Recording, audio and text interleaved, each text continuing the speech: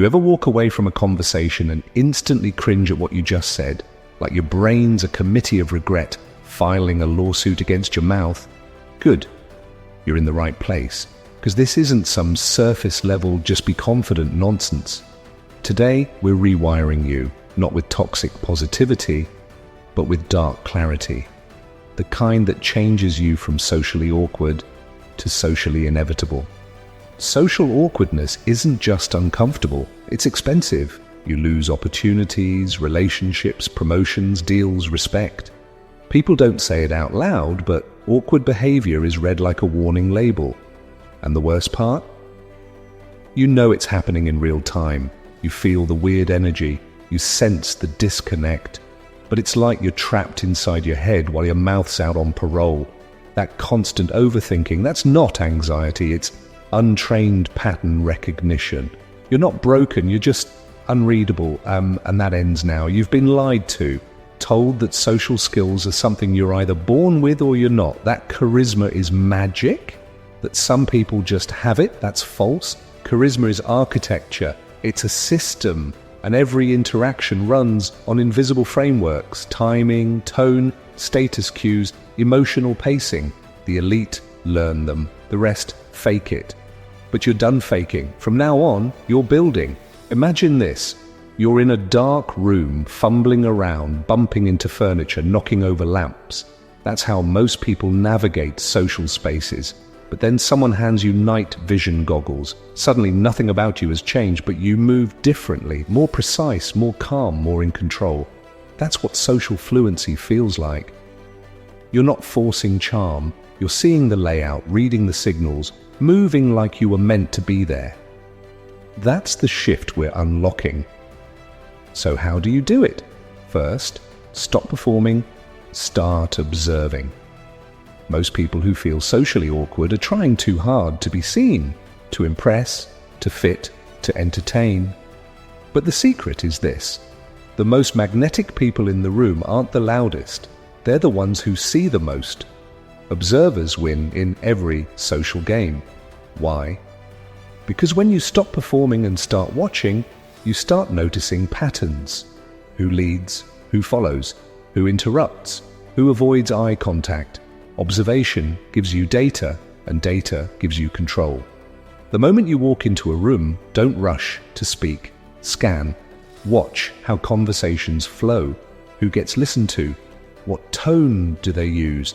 What body language holds space? Take mental notes like an undercover agent. The goal isn't to judge, it's to decode. Because when you understand the rhythm of a space, you stop stumbling and start sinking. And the crazy part, the less you try to perform, the more people become curious about you. Silence can be power, if it's the right kind. Mystery, grounded in awareness, is magnetic. Don't beg for attention. Earn it by noticing what others miss. Number 2. Master the micro-mirror technique. Human beings crave familiarity. When they see something that looks like them, even subtly, they feel safe. That's where micro-mirroring comes in, one of the oldest psychological tools in the Interrogator's Handbook, and also a cheat code for social fluidity. Here's how it works. Subtly reflect the other person's posture, tone, or rhythm. Not like a creepy mime, but in micro doses. If they're speaking slowly, slow your tempo just a bit. If they lean in, lean forward a touch. If they gesture with their hands, mirror that openness gently. The key is to calibrate, not copy. This activates a primitive part of the brain that thinks, this person is like me. I trust them. The mirroring creates subconscious rapport without you having to say anything clever or charming. The best part? It takes your attention off your internal anxiety and places it on them. It gets you out of your head and into the flow. That shift alone can reduce 80% of your awkwardness, because awkwardness thrives in self-focus. Kill the self-focus, and you kill the awkward. Number 3, kill the approval-seeking glitch. Approval-seeking is social poison dressed as politeness. It's that need to nod too much, agree too quickly, laugh when you're not amused. Every time you do it, you're subconsciously screaming, "Please like me." And here's the paradox: the more you try to be liked, the less likable you become. People sense desperation like blood in the water, makes them pull back even if they don't consciously know why. On the flip side, people are drawn to those who hold their ground, who can disagree calmly, who don't flinch at silence. Why?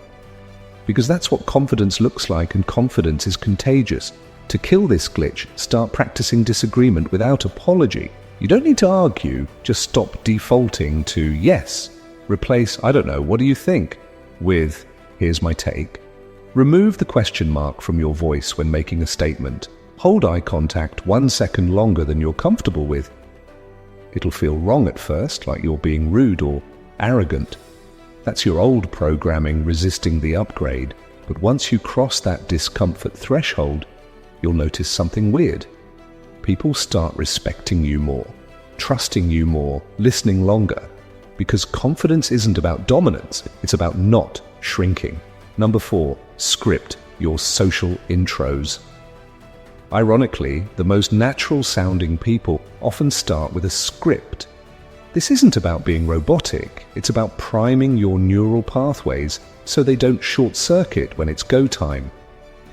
Especially in first impressions, that initial friction is where most awkwardness lives. Write and memorize 3 to 5 solid opening lines you can use in various social settings. Not cheesy pickup lines or forced jokes. Simple, authentic conversation openers. Think, hey, how do you two know each other? Or, what's been the highlight of your week so far? Or, I'm trying to meet at least one new person today. Mind if it's you? Practice them out loud. Get the cadence right. Make them feel yours. The goal isn't to stick to the script, it's to install confidence at the entry point. Once the engine's running, you can improvise. But never start cold. Cold starts trigger panic. Warm starts let you flow. And once your muscle memory takes over, the script disappears and you're just present, effortless, in sync, human. Number 5, learn to sit in silence without shrinking. Here's the thing, awkward people panic when silence enters the room. They treat it like a ticking bomb, rushing to defuse it with filler words, nervous laughs, or pointless small talk. But silence? Silence is leverage, if you know how to hold it. In high-stakes interrogations, silence is a pressure tool. In social life, it's power. Why? Because it shows you're not desperate to fill space. You're comfortable in your skin. You trust your presence to do the talking, even when your mouth is still. Try this. The next time a pause hangs in conversation, don't flinch. Don't rush to patch it up. Just breathe. Look the person in the eye. Tilt your head slightly like you're still processing. Most of the time, they'll be the one who breaks first. They'll talk more. They'll reveal more. You win by doing nothing. And here's the kicker. When you stop fearing silence, you stop over-talking. You stop sabotaging your points by adding disclaimers or backtracking. Your words become cleaner, sharper, more precise. People lean in, not because you're loud, but because you speak like someone who doesn't need to prove anything. Number 6, decode the nonverbal battlefield. Conversation is only 30% words. The rest, body language, facial cues, tone shifts, eye flickers. If you miss those signals, you're playing the wrong game. Socially awkward people tend to live in their heads. They're so focused on what they're doing wrong, they don't see what's happening right in front of them. But once you tune in to the non-verbal layer, you start seeing invisible wires that connect people, and you learn to pull them. Start simple. Watch for congruence. Are their words matching their tone? Is their smile reaching their eyes? When someone says, "I'm good," but their shoulders are hunched, and they glance down, believe the body, not the words. This isn't just empathy, it's tactical awareness. Once you sharpen this skill, you gain an edge. You know when to push, when to pivot, when to pause. You read the room like a script, and suddenly you're no longer behind, you're ahead, because while everyone else is reacting, you're directing. Number 7, turn small talk into emotional hacking. Everyone says small talk is shallow, but that's only if you use it like a dull spoon instead of a surgical blade. The real purpose of small talk isn't to exchange weather reports, it's to scan for emotional access points. Once you find one, you drill deeper. Here's the method. Instead of bouncing from topic to topic, pick something neutral and dig. If they mention their job, don't just ask what they do, ask why they chose that path. If they talk about travel, ask what place made them feel most alive. Small talk becomes real talk when you inject it with emotion. The secret is in the pivot. Transition from facts to feelings. You've been working there a while. What keeps you interested? Or that sounds stressful. How do you deal with that? You're guiding the conversation gently toward depth, not forcing it. People don't remember you for what you said. They remember how you made them feel seen. And when you unlock that, they start associating your presence with relief, with connection, with home. Number 8, collapse your inner narrator. This one's brutal but necessary. Your inner narrator, the voice that constantly judges, analyzes, catastrophizes, is the enemy. It's the invisible filter that turns every social situation into a test. It whispers, "They think you're boring." That sounded dumb. You're talking too much, or not enough. On and on. Here's the truth. That voice isn't you. It's your anxiety wrapped in authority. And you've been listening to it for so long, you mistake it for your instincts. But instincts are quiet, fast, grounded. That voice, it's fear in drag. To kill the narrator, you don't fight it, you expose it. Name it, mock it, literally give it a cringy nickname. Say, "Oh cool, the shame gremlin's back." Cute monologue. This separates you from it. Once it's no longer your identity, it starts losing power. Then redirect your focus. When you're in a social space, aim your awareness outward, not inward. Anchor your attention on the other person's tone, expression, rhythm. Each time your mind spins a self-critical loop, snap it back to external data, like training a guard dog. Over time, the narrator goes quiet. And what takes its place? Presence, clarity, you. Number 9. Build a persona, then bleed into it. People who seem effortlessly confident, they're not being real 100% of the time.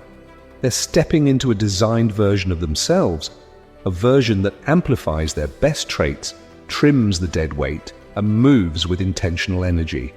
That's your job now. Build a social persona, not a fake mask, a focused self. Ask, who am I when I'm not anxious? What energy do I wish I brought into rooms? Grounded, playful, curious? Choose 3 adjectives that define the ideal you in social contexts.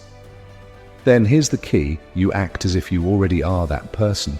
Your posture shifts, your voice steadies, you make eye contact like someone who belongs. At first, it'll feel like acting, but over time, your nervous system adapts.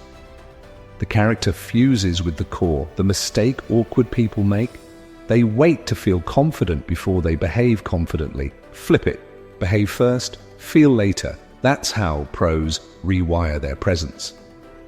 Number 10, practice controlled vulnerability. There's a myth that being cool means being bulletproof, untouchable, but in truth, nothing connects faster than well-placed vulnerability. Not the sob story kind, not oversharing, controlled vulnerability. That means knowing when and how to reveal something human, an insecurity, a failure, a weird habit, something that signals, I'm not above you, I'm with you. People relax around that. Because suddenly you're not performing. You're inviting. Here's the tactic. Lead with strength, then drop the curtain. If someone asks how your week's been, say, honestly, it's been rough. I've been second-guessing myself non-stop. But hey, growth season, right? Or I bombed a presentation Tuesday. Felt like high school all over again. But I'm alive. This creates instant relatability. It disarms. And it short-circuits the awkwardness because you're no longer trying to be perfect. You're just being real, but strategically. Used sparingly and with self-awareness, vulnerability becomes a magnet. People start leaning in. Not out. Number 11. Control the exit, not just the entry. Most awkward moments don't happen when conversations start. They happen when people don't know how to end them. They linger, they trail off, they give the awkward shuffle. That hesitation, it leaves a sour note. Train yourself to own the exit. Be the one who wraps the moment with clarity. Say like, hey, I'm going to make the rounds, but it's been awesome talking to you. Or, I want to hear more, but I've got to bounce for a sec. Let's finish this later. This does two things. First, it establishes social authority. You're directing the flow, not floating in it. Second, it preserves energy. Not every conversation needs to go deep. Some are meant to be short bursts. Own that. And the irony, people respect the graceful exit. It shows you're not desperate. You know your time has value, and that confidence, it leaves a stronger impression than trying to keep the chat alive past its natural death. Number 12. Ruthlessly audit your environment. Let's end on the truth most people dodge. If you're always socially awkward, it might not be you. It might be your environment, your friends, your co-workers, your routine. If you're always around people who trigger your self-doubt, no tactic in the world will save you. Your nervous system learns based on repetition. If you're constantly in rooms that feel unsafe or undervalued or energy draining, your brain locks in defense mode. You can't grow confidence there, you're just surviving. So here's the brutal move. Audit your circle. Who energizes you? Who drains you? Who talks with you versus at you? Then start shifting, strategically, not dramatically. Spend 10% more time around people who make you feel seen. Join spaces where curiosity and authenticity are normal. Environment is code. When you change the code, you change the output. Awkwardness shrinks when you stop trying to bloom in concrete. Put yourself in better soil. Still think this is abstract? Ask the CEOs who use these exact techniques to own investor calls, the introverts who now run high-performing teams, the silent operators behind million subscriber brands who built influence without ever stepping into the spotlight. They didn't stumble into social fluency, they engineered it. Now it's your turn. Rewatch this, not once, 3 times. Let it sink into the bones, then go outside and test one technique. Just one. See what shifts. That's how you kill the awkwardness. Not by trying to be someone else, but by finally understanding the language that no one ever taught you. Because you're not here to blend in. You're here to recode the room. And the process starts right now. Subscribe, and I'll show you how deep this system really goes.